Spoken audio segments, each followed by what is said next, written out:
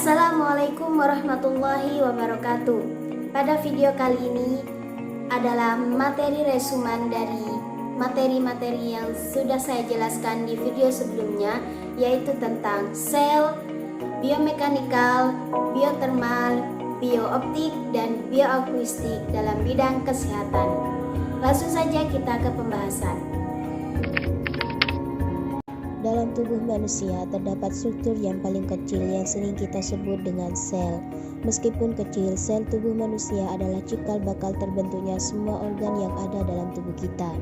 Sel memiliki fungsi yang sangat penting, yaitu diantaranya mengangkut nutrisi, oksigen, dan hormon, membangun dan membentuk jaringan, menjalankan proses metabolisme, melakukan proses pembuangan atau ekskresi, dan melaksanakan pertahanan tubuh. Manusia merupakan makhluk yang paling kompleks di antara makhluk-makhluk lainnya. Ada miliaran bahkan triliunan sel yang bermacam-macam bentuknya, bersatu membentuk suatu organisasi dengan fungsi dan tugas yang lengkap.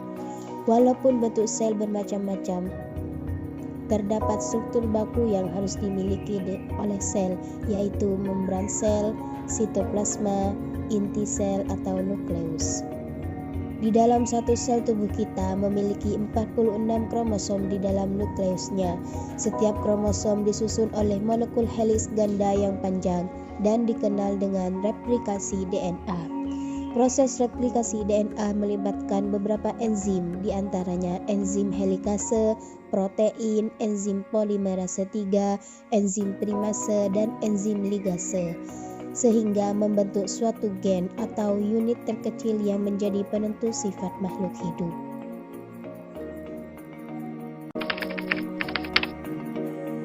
Biomekanikal adalah ilmu yang mempelajari tentang hukum dan konsep dasar pergerakan tubuh makhluk hidup.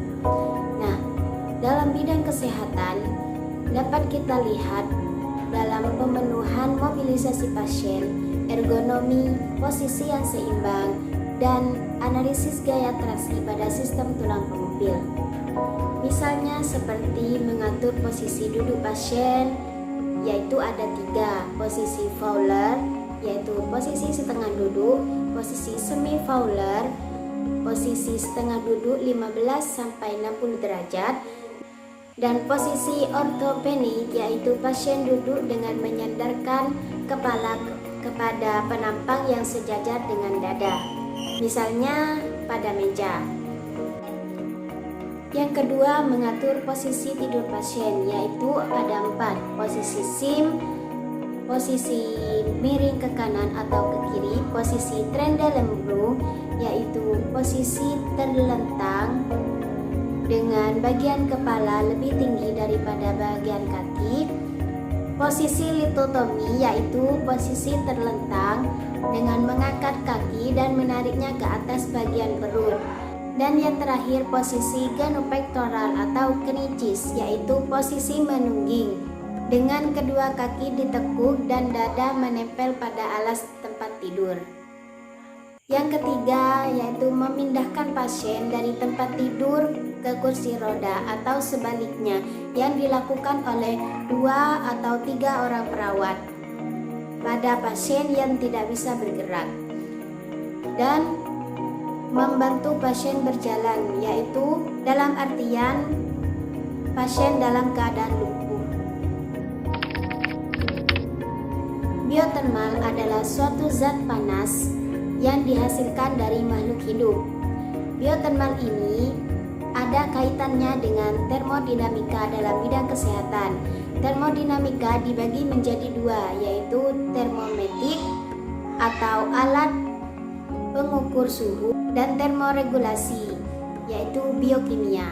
Termoregulasi pada tubuh manusia dibagi menjadi 2 cara, yaitu yang pertama perolehan panas dan yang kedua pelepasan panas. Perolehan panas dilakukan dengan 3 langkah, yaitu vasokonstruksi kulit, piloereksi, dan peningkatan pembentukan panas yang dilakukan dengan 2 cara, yaitu adaptasi dini dan peningkatan sekresi hormon. Sedangkan perlepasan panas dilakukan dengan 4 4 cara, yaitu konduksi, konveksi, radiasi, dan evaporasi. Contoh dari konduksi adalah kompres air hangat atau mandi uap dan lain sebagainya.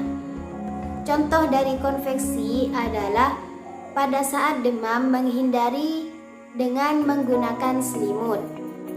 Contoh dari radiasi adalah badan kita merasa hangat ketika dekat dengan sumber api. Sedangkan contoh dari evaporasi adalah pada saat kita berolahraga kita mengeluarkan keringat, dan pada saat demam kita akan mengalami dehidrasi. Bioptik merupakan ilmu yang mempelajari tentang proses penangkapan cahaya yang berasal dari makhluk hidup.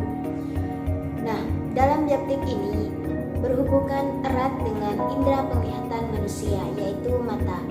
Mata menjadi alat optik yang paling penting pada manusia. Dengan mata kita bisa melihat keindahan alam semesta. Mata bisa melihat ketika cahaya yang dipantulkan diterima oleh mata melalui kornea, vitreous humor, aqueous humor, lensa, dan kemudian diterima oleh retina.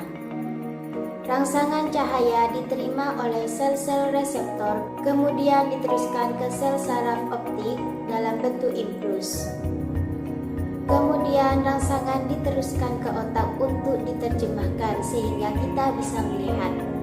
Namun ketika cahaya jatuh di depan atau di belakang retina sehingga menyebabkan penglihatan menjadi tidak jelas atau buram yang dinamakan dengan kelainan refraksi. Jenis-jenis kelainan refraksi yaitu rabun jauh yang dapat diatasi dengan menggunakan kacamata berlensa cekung atau minus. Kemudian rabun dekat yang dapat diatasi dengan kacamata berlensa cembung atau plus. Ada juga mata silinder yang dapat diatasi dengan menggunakan kacamata berlensa silinders. Dan mata tua atau presbiopi yang dapat diatasi dengan kacamata berlensa rangkap. Peralatan medis yang dapat dilakukan dalam pemeriksaan mata yaitu ada lensometer, optalmoskop, pupilometer dari endofen, dan keramometer. Bioakustik adalah ilmu yang mempelajari tentang proses penerimaan pendengaran getaran bunyi yang berasal dari makhluk hidup. Dalam bioakustik ini berkaitan dengan indera pendengaran manusia, yaitu telinga. Telinga mempunyai reseptor khusus untuk menerima getaran bunyi. Ada 3 bagian utama dari telinga, yaitu telinga luar, telinga tengah, dan telinga dalam. Bunyi diterima oleh telinga melalui telinga luar, yaitu daun telinga dan saluran pendengaran. Bunyi masuk melalui lubang telinga ke telinga tengah. Bunyi diterima oleh gendang telinga. Kemudian bunyi disalurkan dari telinga tengah yang terdapat 3 tulang kecil. Mereka membentuk jembatan antara gendang telinga dengan pintu masuk telinga dalam. Kemudian telinga dalam mengubah gelombang bunyi menjadi impuls elektrik yang dikirim oleh saraf auditori menuju ke otak untuk diolah sehingga kita dapat mendengar. Gangguan pendengaran manusia terjadi karena salah satu dari fungsi telinga, baik telinga luar atau telinga dalam dan telinga tengah, tidak berfungsi secara normal.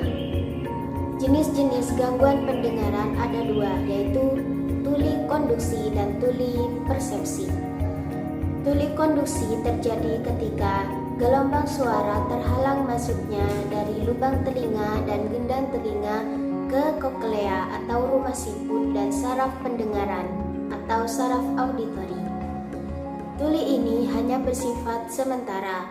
Jika tuli ini belum dapat pulih kembali, maka dapat menggunakan dengan alat bantu pendengaran atau hearing aid. Yang kedua, tuli persepsi atau sensori neural. Terjadi ketika rumah siput atau koklea fungsinya menurun. Tuli ini bersifat permanen dan sampai sekarang masih belum dapat diobati. Pemeriksaan telinga dalam kesehatan dilakukan dengan cara yang pertama otoskopi, yaitu pemeriksaan dengan menggunakan alat teropong yang berfungsi untuk mengetahui apakah telinga mengalami infeksi atau hanya ada kotoran telinga.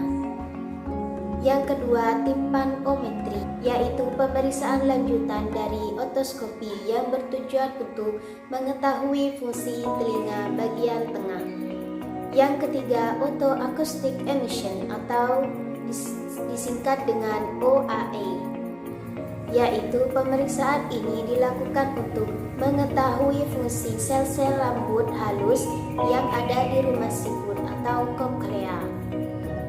Dan masih banyak lagi pemeriksaan telinga dalam kesehatan.